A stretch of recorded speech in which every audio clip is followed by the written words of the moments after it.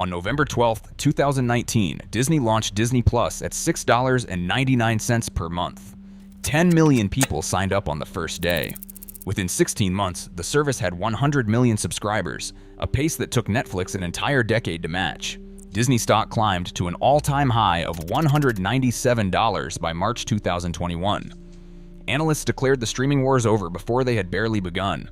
Disney owned Marvel, Star Wars, Pixar, and a century of animated classics. Netflix had rented content. The outcome seemed inevitable. It wasn't. Over the next 5 years, Disney's streaming division burned through more than $11 billion in operating losses. The stock lost nearly half its value. The chief executive officer who launched the streaming push was fired. His replacement publicly admitted the entire strategy had been a mistake.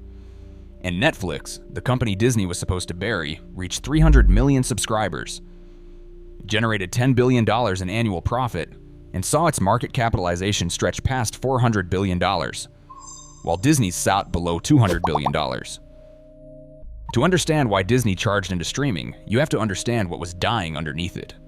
In 2011, Disney's Media Networks division, anchored by ESPN, generated $6 billion in operating income.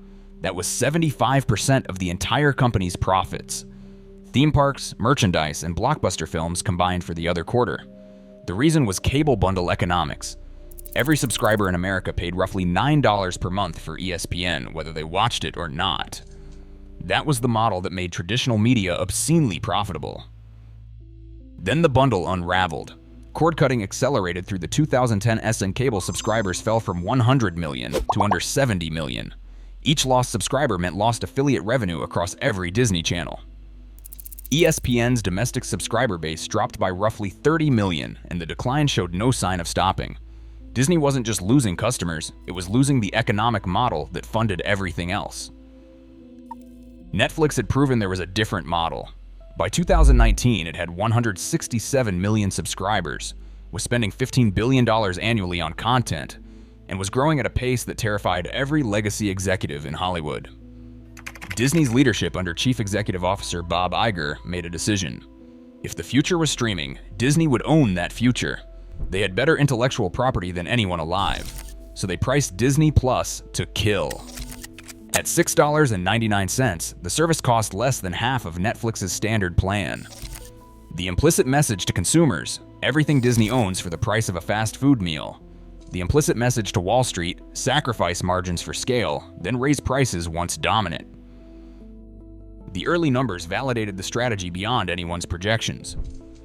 Disney had originally forecast 60 to 90 million subscribers by 2024. They hit that target before the end of 2020, 4 years early, supercharged by a pandemic keeping hundreds of millions of people home. By late 2022, Disney Plus peaked at 164 million subscribers worldwide. Combined with Hulu and ESPN Plus, Disney's streaming portfolio had over 235 million subscriptions. More than Netflix, but subscriber counts obscured a catastrophic financial reality. Disney was losing money on virtually every one of those subscribers. In fiscal 2022, the direct-to-consumer division posted $4 billion in operating losses, the worst single year in the service's history. The losses compounded from 3 directions. Content spending spiraled as Disney poured tens of billions into Marvel series, Star Wars spin-offs, and animated features at a pace that prioritized volume over quality. Chief Executive Officer Bob Chapek, who had replaced Iger in February 2020, adopted the mantra that it was all about content, content, content. Disney's total programming costs reached nearly $30 billion in 2022. Meanwhile, the $6.99 price point guaranteed unprofitable growth. Disney Plus generated roughly $6 to $7 per subscriber per month at a time when costs required far more to break even. Netflix was pulling in over $11 per user in the US. Disney had built the world's second largest streaming service and was being paid fast food prices for a luxury product. And every new Disney Plus subscriber was one fewer reason for that person to maintain a cable subscription. Disney was cannibalizing its most profitable business, funding a new division that was destroying the old one, with neither generating enough on its own. By late 2022, the situation was untenable. Disney stock had fallen from $197 to under $90. Cumulative streaming losses surpassed $8 billion. Bob Chapek was out. On November 20th, 2022, Disney's board fired him, and they reinstated Bob Iger. He was the man who had orchestrated Disney's golden age of acquisitions, buying Pixar for $7.4 billion, Marvel for $4 billion, and Lucasfilm for $4 billion. He was now asked to fix the mess created by the streaming strategy he had originally set in motion. Iger was blunt about what he found.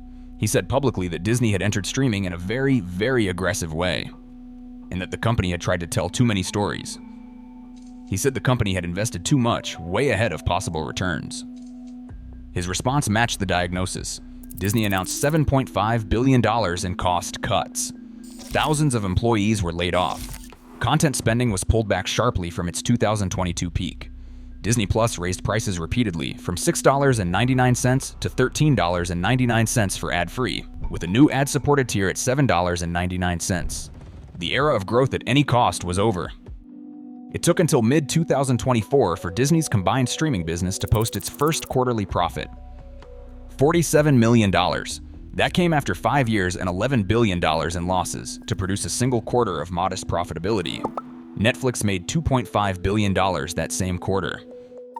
By 2025, the trajectory had improved, but the damage was permanent. Disney's streaming division generated $1.3 billion in operating profit for fiscal 2025. A genuine turnaround from $4 billion in losses 3 years earlier. But Netflix posted operating margins near 30%, while Disney sat around 5%. Netflix had over 300 million subscribers. Disney Plus had roughly 128 million, down from its 164 million peak. Netflix's market cap exceeded $400 billion. Disney's entire market cap, parks, studios, merchandise, and all, was below $200 billion. The company that was supposed to win the streaming wars was worth less than half as much as the company it set out to beat. The cable business that once generated 75% of Disney's operating income continued to erode alongside the streaming losses. Disney recorded $1.29 billion in impairment charges, reflecting the declining value of its traditional TV networks. The old profit engine was dying. The new one wasn't producing anywhere near enough to replace it. In February 2026, Disney named Josh D'Amaro, head of its parks division, as Iger's successor as CEO. A choice that signaled where the company now believed its real strength lay, not in streaming, but in physical experiences. The theme parks, once a supporting player in Disney's financial story, had become the main character. The lesson isn't that Disney failed at streaming. Disney Plus is profitable now. The lesson is about the cost of panic. Disney watched Netflix grow and concluded it needed to become Netflix immediately, at any price.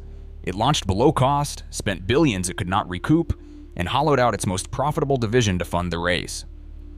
Netflix never flinched. It kept raising prices, it cracked down on password sharing, and it introduced advertising.